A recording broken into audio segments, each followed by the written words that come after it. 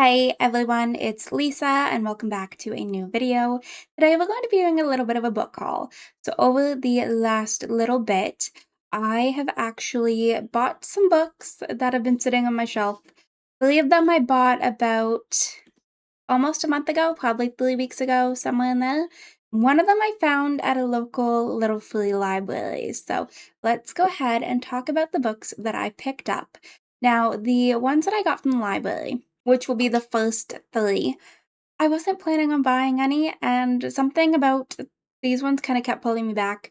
And if they're not ones that I enjoy, I plan on donating them to another little free library or something like that around the area, because I've got a couple in my neighborhood, so I thought that might be fun, but I am still going to read them. They were fairly cheap. I got 3 books, I think, for $10. So the first book that we picked up is What You Don't Know About Charlie Outlaw by Leah Stewart. And this is what it looks like. I just pulled the dust cover off of it, and you can tell by touching it that it probably hasn't had any hands on it. So yeah, here is what it looks like. And I won't lie to you, the back of it is just a bunch of reviews and stuff like that. It does, like, it's all praise. It doesn't tell you what it's about. It's on the inside though. So what it says is, living in the real world is the hardest role of all. After a series of missteps in the face of his newfound fame, actor Charlie Outlaw flees to a remote island in search of anonymity and a chance to reevaluate his recent breakup with his girlfriend, actress Josie Lamar. But soon after his arrival on the island, his solitary hike into the jungle takes him into a danger he never anticipated. As Charlie struggles with gaining fame, Josie grapples with loss. The star of a cult TV show in her early 20s, Josie has spent the 20 years since searching for a role to equal that one, and feeling less and less like her character, the heroic Bronwyn Kyle. As she gets ready for the reunion of the cast at a huge fan convention, she thinks all she needs to do is find a part and replace Charlie, but she can't forget him, and to get him back, she'll need to be a hero in real life.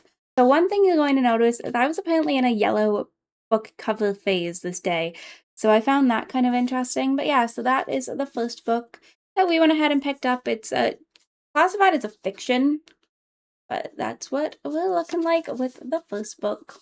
The second book I picked up is The Witch of Painted Thoros by M.J. Rose. And here is what that looks like. So they're obviously all going to be a little bit of older book sale from, a library sale. And again, this is another one that has it on the inside, so I feel like that's kind of how you can tell it's a little bit older. This one's a little long because the one for it is actually on both sides.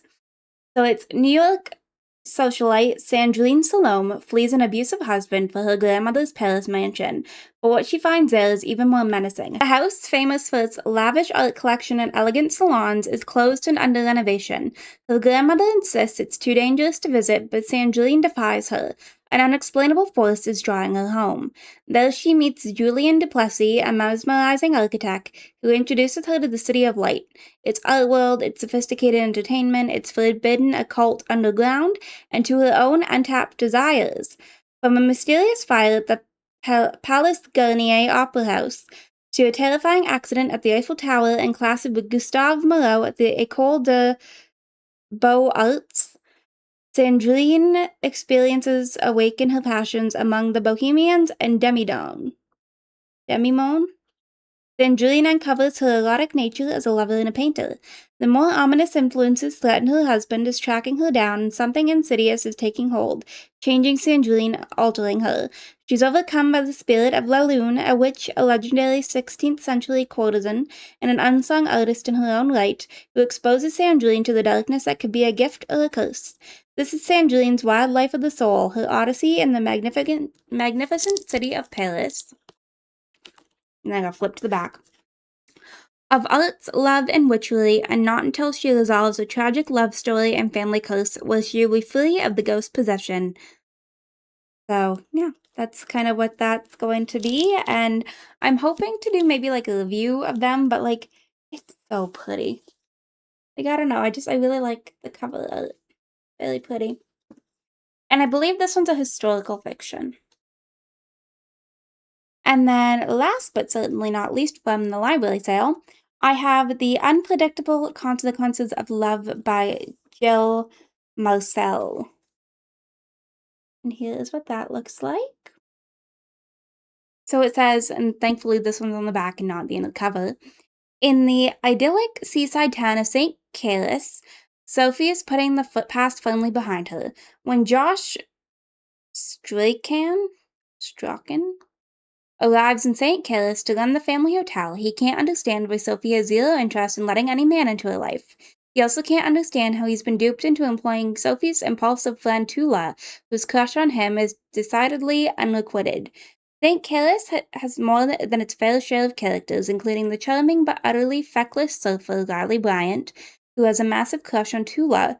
Riley's aunt is superstar author Marguerite Marshall, and Marguerite has designs on Josh's grandfather, who in turn still adores his glamorous ex-wife Dot. Just how many secrets can one seaside town hold? Love has the ability to change people, sometimes forever, and the consequences are impossible to predict. So, that's what that one is, and I don't know, I liked the cover of it. I don't know why this day books just kind of kept pulling me back, but they did. So I am kind of excited to hop into those. And then last but certainly not least is one that I actually found at a local little free library.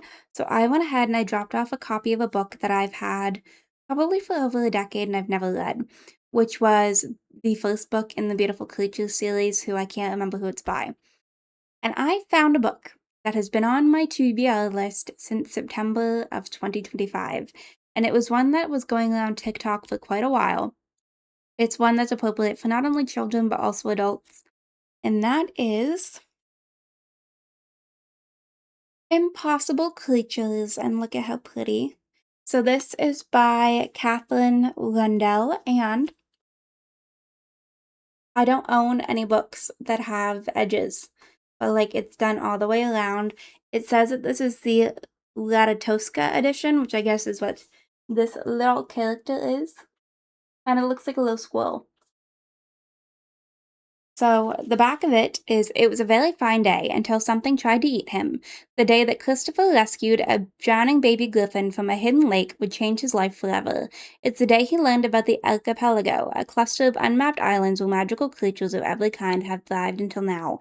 And it's the day he met Mal, a girl on the run, in desperate need of his help. Together they embark on a wild adventure, consulting sphinxes, battling kraken, and negotiating with dragons, trying to discover why the magic is fading from this enchanted world. And it also says that this one includes a bonus story. But like, I'm actually kind of intrigued by this because like I looked through it a little bit and there's art, which I just think is so cool. And then like at the back of the book, there's a certain point where it tells you what each creature is and a little bit of information on them, and I just think that's so cool. So, I don't know. I'm excited to hop into this. It's not that long of a book either, but like there's different parts that all have art in them. Like even just on like a random page. So, I don't know. I'm very excited to get into this, and then I'm planning on donating it. So here's the little creature. If it would focus. My camera doesn't seem to want to focus on it, but it's kind of like a squirrel with a horn, and I'll read a little bit about it. The Latatosca, a rodent akin to the large green-horned squirrel, is said to be among the most beloved and exasperating of the archipelago's creatures. They talk at twice the speed of humans, though not all what they say is true. So their intelligence, it says, Latatoscas are intelligent, but often, especially when young. The cleverness comes from bursting out in the form of mischief. They are gifted linguists. Many speak every language in the archipelago, though none with total accuracy. Fears are dragons and boredom. Delights, gossip. The Latatosca's chief joy in life is stories, and they are largely untroubled by accuracy or strict truth. Location. Latatoscas are found across the entire archipelago. They spread news between the islands, traveling as stowaways on boats or on the back of behemoths. Status, gloriously common. If you go to the archipelago, you will certainly meet a Latatosca. Favorite food. Nuts, roots, fish, insects, and all vegetables, with the exception of cauliflower, which they loathe. To offer cauliflower to a Latatosca is considered a deadly insult.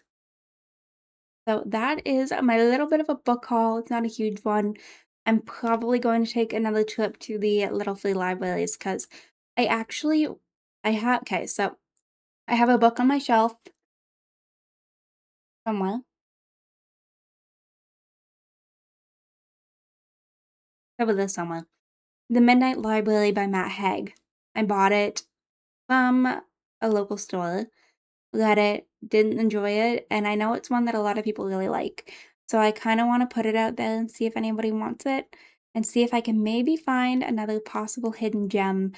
And if you've read any of these books, let me know what you think because I'm very curious. I'm especially curious about this one. I'm very excited to hop into Impossible Creatures. But yeah, so that is my little bit of a mini book haul. I'm working on another video, which I'm hoping you'll see next week. And that is kind of a little bit of a reading challenge. I've been working on it for weeks. So hopefully I'll be able to check in and have it finished next week. I'm down to getting too close to the end, so we'll see. If you enjoyed this video, go ahead and hit the like button down below. If you want to see some more videos from me, please go ahead and subscribe. I'm hoping to grow this channel. It's been a little bit of a slow growth around here, but that's okay. If you are already subscribed and want notifications when I post, go ahead and hit that bell down below. I hope you all enjoyed. Let me know if you have found any good finds at a local free library, if you've done any little library hauls in general from an actual library like I have, and what you are currently reading, or if you've read any of these, and I will see you all next time. Bye, lovelies.